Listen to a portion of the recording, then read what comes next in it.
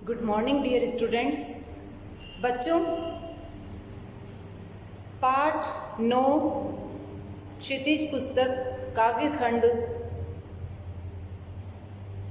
साखियाँ एवं शब्द, इसमें हमने कबीरदास जी की साखियों के भावार्थ पढ़े। पहली साखी में कबीरदास जी साधकों को, जो ईश्वर की साधना करते हैं, उन्हें ये कहना चाहते हैं कि जो साधक ईश्वर भक्ति में लीन हो गया है और जिस सुख को प्राप्त कर रहा है, उस सुख को छोड़कर वह कहीं नहीं जाना चाहता। अर्थात ईश्वर की भक्ति में इतना लीन हो गया है और आनंद की चरम सीमा को प्राप्त कर रहा है, अतः उसे अपने इस आनंद को छोड़कर कहीं भी जाने की इच्छा नहीं है। वह अपनी सारी इच्छाओं का त्याग कर चुका है। दूसरी साखी में कबीरदास जी हमें यह समझाना चाहते हैं कि जब एक भक्त को दूसरा भक्त मिल जाता है, सच्चा भक्त मिल जाता है, तो वह इस भक्ति रस में डूब जाता है और जो भी दुर्गुण हैं, उन सब दुर्गुणों को छोड़कर, त्याग कर, वह सत्संगति से मिलने वाले लाभ को प्राप्त करने लगता है। अर्थात हमारी जो वासनाएं हैं, दुर्भावनाएं हैं, पाप हैं, वे सब भक्ति, मुक्ति, आनंद, पुण्य और सद्भावना में बदल जाती है। अतः दो अच्छे सच्चे भक्तों के मिलने पर सत्संगति का लाभ प्राप्त होता है। तीसरी साखी में हस्ती चढ़िए ज्ञान को सहज दुलीचा डारी, स्वान रूप संसार है भूखन दे जख मारी। तो इसमें कबीरदास जी इन पंक्तियों के माध्यम से उन सच्चे साधकों को यह सीख देना चाहते हैं कि आप ईश्वर भक्ति में इतने लीन हो जाओ कि कोई आपको वहाँ से आपका ध्यान भंग करना चाहे, आपको हटाना चाहे, तब भी आप उसकी तरफ ध्यान मत दो। यानी लोक निंदा को छोड़कर आप अपने सत्कर्मों पर ध्यान दीजिए। बच्चों, इन तीनों साखियों का भावार्थ विस्तार से हमने कल समझ लिया था। आज हम चौथी साखी पढ़ेंगे और इसका भावार्थ समझेंगे।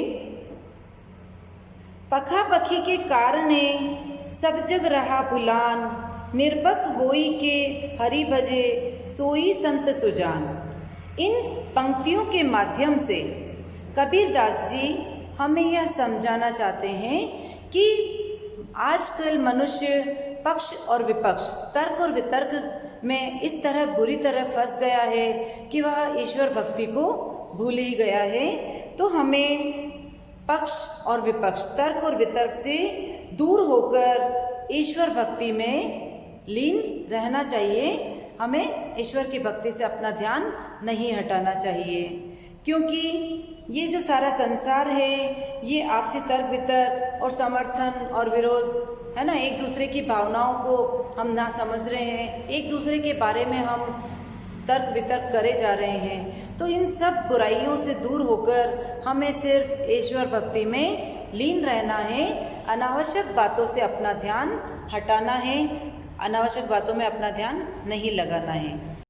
बच्चों, पांचवी साखी है हिंदू मुआ राम कही मुसलमान खुदाई, कहे कबीर सो जीवता जो दूहू के निकट न जाई। यहाँ पर मुआ यानी मरा हुआ, नकारा जिसका कोई अस्तित्व नहीं है, खुदाई यानी खुदा को, जीवता यानी जीवित रहता है, दुहू यानी दोनों।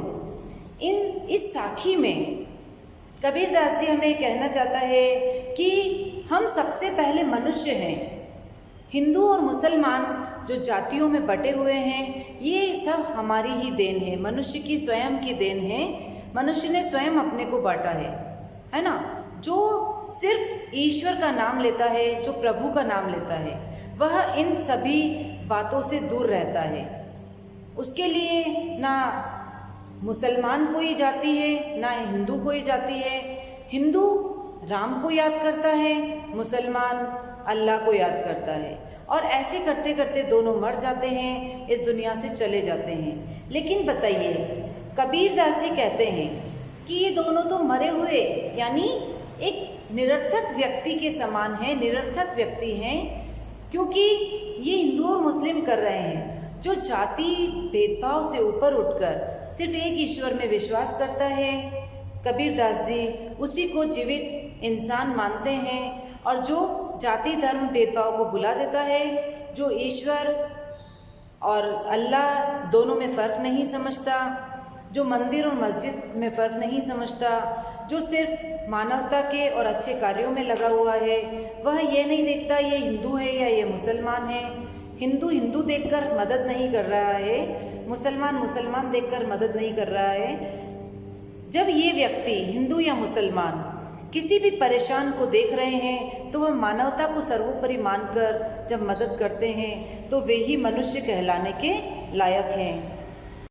इस साखी में कबीरदास जी सांप्रदायिक भेदभाव, कट्टरता आदि दुर्भावनाओं से मनुष्य को दूर रहने के लिए प्रेरित कर रहे हैं। अगली साखी है, काबा फिरी काशी भया, राम ही भया रहीम, मोट चून मैदा भया, बैठी कबीरा जीम।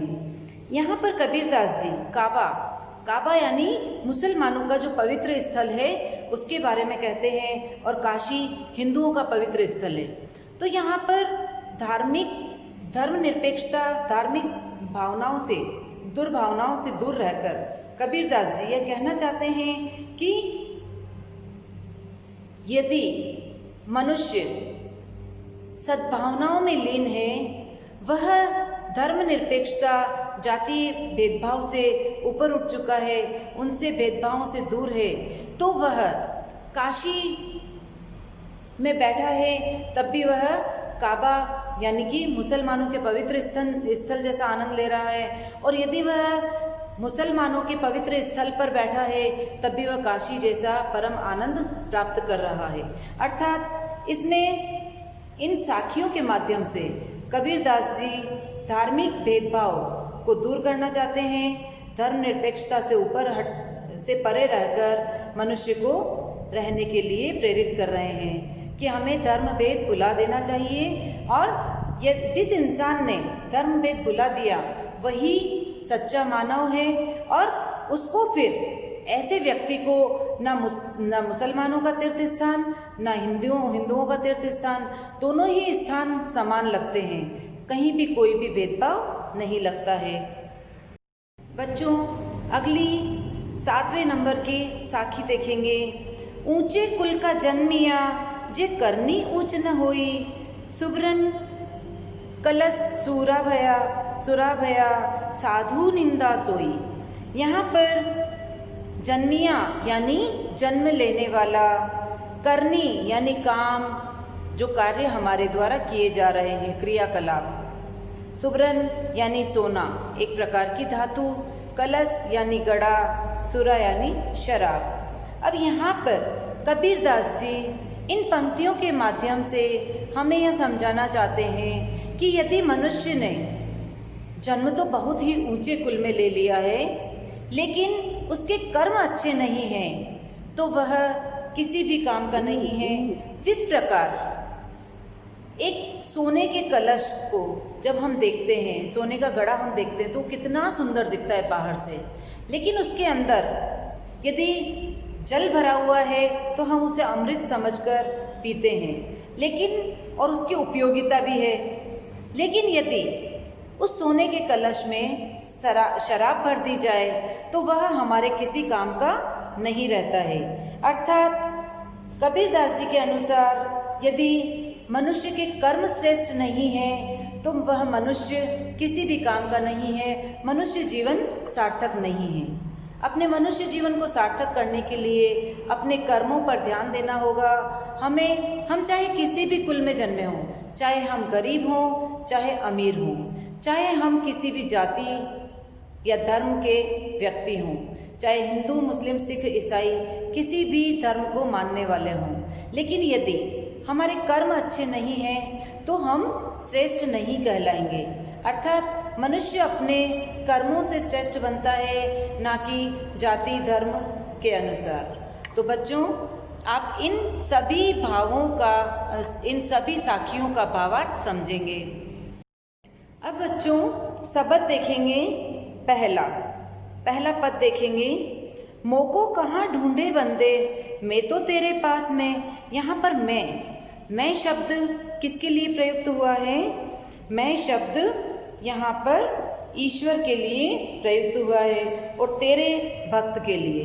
अर्थात ईश्वर हमें यह कहते हैं कि भक्तों, मैं तो, हे मनुष्यों, मैं तो तुम्हारे ही पास हूँ। तुम मुझे मंदिर, मस्जिद, काबा या जो भी पवित्र स्थान है ना, जो मनुष्यों के द्वारा बनाए गए हैं, तुम मुझे वहाँ ढूंढ रहे हो, लेकिन तुम स्वयं के हृदय में नहीं ढूंढ रहे हो। और मैं तो तुम्हारे स्वयं के हृदय में ही निवास करता हूँ। ना देवल में, ना तो मैं किसी मंदिर में, ना मैं मस्जिद, ना किसी मस्जिद में, ना काबे कैलाश में, ना तो काबे और कैलाश, ये काबा और मुस्लिमों का पवित्र स्थल है और कैलाश हिंदुओं का पवित्र स्थल है।